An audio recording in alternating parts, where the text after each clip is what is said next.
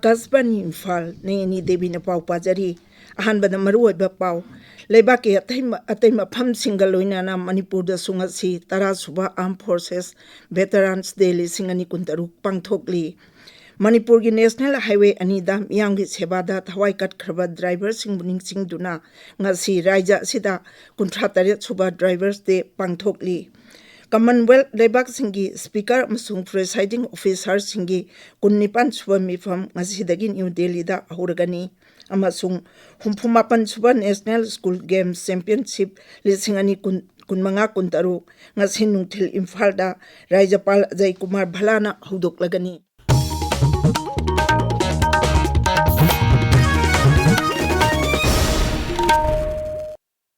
Laibaki atay mapam singaloina na Manipur da sungasi tara suba Armed Forces Veterans Day 2016 Imphal gi Manipur State Film Development Society MSFDS ki Palace Auditorium da pangthokli thauram asida Rajapal H.Priyokumar Bhala Chief Secretary Dr. Punit Kumar Goyal sarukyari New Delhi da pangthokpa tara suba Armed Forces Veteran Day thauram da ngaksel Mantri Rajnath Singh sarukyagani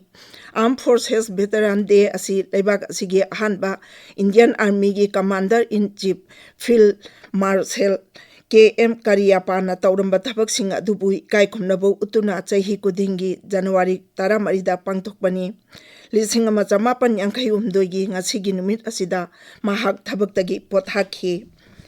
Manipur da ngasi 38 suba Driver Day pangthokli All Manipur Road Transport Drivers and Motor Workers Union gi miyeng makada Joint Coordinating Committee 38 suba Drivers Day Observation Lisingani kuntarukna sinduna numit ase thangmai bangi thau ground da pangthokre Thauramdu da Imphal Dimapur lambi amasung Imphal Jiribam lambi da lamdam asigi miyamgi hingbada changbatangai phadaba potlam pusinna bohonabada thawaina pontha pikraba drivers 38 gi maphamda miyamna haikal ekatamduna ikai khumnaba utki Drivers Day thauramgi matangda Joint Coordinating Committee gi convener M Anil Maitaina hai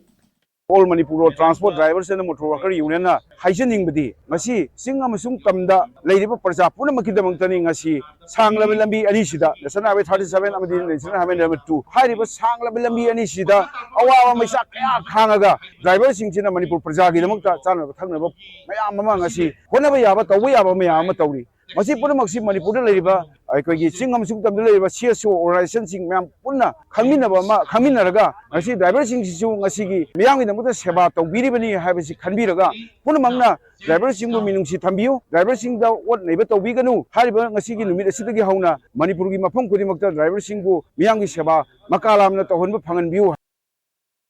Thauram aduda Additional Chief Secretary Transport Anurag Bajpai, Transport ki Director Khuman Themdaina, Traffic Control Police Wing Manipur ki SP Cecilia Sopemla, Amadi Transporter and Drivers Council ki Vice President K.H. Botombi yauna, Chingama Sung Tamgi Tongan Bi Union Singi Mihut Sing Sarukyaki.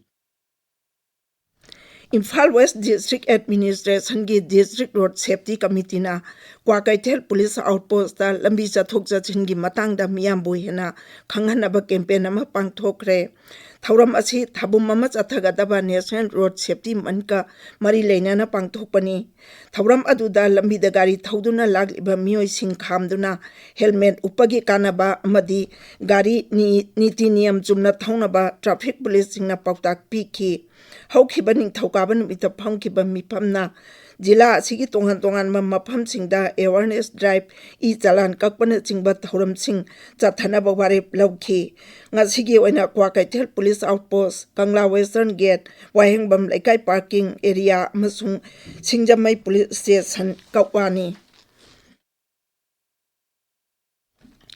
Ain kaine yum honglakba amasung inner line permit system ILP lana sijanaba thingnaba Arunachal Pradesh Sarkarna yamna phaba amasung technology de yumpham oiba inner line permit system ama audok lagani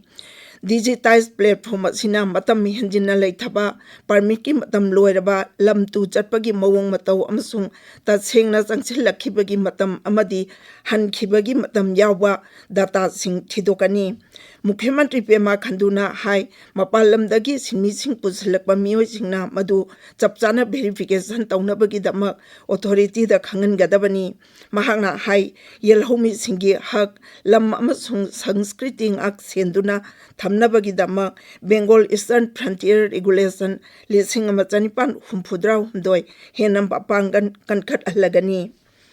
Assamgi Mukhyamantri Himanta Biswa Sarmana hairi Raja asigi self-help group singa samnaba yamdrabada nupi lak nipalom lakpati video oire lakpati video scheme asi nupi singi mapung oina self-help group singda thabak tawriba nupi singi sel thungi phibam phagat annaba Assam Sarkargi flagship program ni Tripura ki Lawu Singu Mantri Ratan Lal Nathna hairi anoba BBG Ram G ek ase isam chambalengak sasan hongdok bagi ek nate khungangi punsida nungayai phaba purakna bagi anoba lambi kaya yatna bagi singthaningai oba khongthang amani Mohanpur block tang arang pangthokba BBG Ram G Thaurang miyam da bahapta hanaba thauram amada wangang bada Raja aduda MG Narega na maipak khiba sing palladuna hai scheme asigi mapung oiba pandam di machang mathum lehenba haibisini mantri na hai BBG Ram G scheme asina ising yoksinduna thamba isingi awaba lehendaba machak mathum sengbatpa hingna bagi pambai hengat anba khungang sengbat sakar bagi thabak amasung climate change na singnarakliba singkok anba haibisida thoidokpa miteng thamli Mizoram da Rajniti gi achauba awonba thong amada Chakma Autonomous District Council gi member manga sarkar pairi ba Zoram People's Movement thadoktuna BJP da yaukre member kun leiba council aduda ZPM na member tara taruk leile haina lautoktuna Rajapal H.Priyokumar singda floor test taunaba haijakiba numit kharani gi matungda phibam si oirakpani Mikhal da karaba miyoi manga aduna ZPM ki primary membership thadok laga BJP da yaukibani masi tharaga council aduda BJP ki member masing taret chure marak sida Chakma Autonomous District Council asi tha taruki oina Rajapal gi sasan makhada thamkre tabiriba pawasi Akashbani Imphal dagi Commonwealth Laibak Singi Speaker Masung Presiding Officer Singi Kunnipan Suba Mifam Ngasidagi New Delhi da Hauragani Numit Umni Jathagadaba Mifam Asida Commonwealth Laibak Amasung Semi Autonomous Parliament Humpurom Gi Speaker Masung Presiding Officer Sing Saruk Yagani Mifam Azi Marueba Pandamdi Parliamentary Democracy Matangda Hena Kangnaba Amasung Masigi Lausingyan Hena Pagat Anduna Parliamentary Institution Tongan Mamongda Singwatpa Haibesini Mifam Asigi Chairperson na Lok Sabha Daksha Om Birlani Mifam Ngasi Ahubanu Mita Standing Committee gi Mifam Pangthokani Mifam Asigi Chairperson Oina Lok Sabha Daksha Om Birlana Standing Committee gi Sabhapati Oiduna Mifam Pangthokani Humpumapan Suba National School Games Championship lisingani kunmanga kuntaru ngasinung thil Imphal gi Kumalnapak Main Stadium da Rajapal H.Priyokumar Bhalana hudok lagani Raja gi Youth Affairs and Sports Vibhag na sinba games asi mathang thage ahum phawa chatagani Manipur Adventure and Allied Sports Institute Masi Kairau Bitrana Sinba Winter Adventure Course ngasidagi hauragani camp asi chei hitaro doidagi kunthra phawbagi manungda leba nupa singini Lauro kumai Makar Sankranti ngasi lebaki tongan mafam singda pangthoknari Makar Sankranti na ningtham tha loire amasung ayung nungthilgi matam sangdokba aure haibadu takli Laibaki tongan mafam singda kumai asi tongan mingda pangthoi Tamil Nadu da Pongal Gujarat da Uttarayan Assam da Bhogali Bihu amasung Nongchuk Bengal da Paus Sankranti haina pangthoi Aroibada marueba pau Laibak Yatai Mapam Singaloina na Manipur da Sungasi Tara Suba Armed Forces Veterans Day Lisingani Kuntaru Pangthokli Manipur gi National Highway Anidam Yamgi Sebada Tawai Kat Kraba Driver Singbuning Singduna ngasi Raja Asida Kuntra Taret Suba Driver Day Pangthokli Commonwealth Laibak Singi Speaker Amasung Presiding Officer Singi Kunnipan Suba Mifam ngasidagi New Delhi da Hauragani Amasung humpumapan suba National School Games Championship lising ani kun manga kun taru ngasi nungthil Imphal da Rajapal H.Priyokumar Balana hudok lagani Pauloi jari.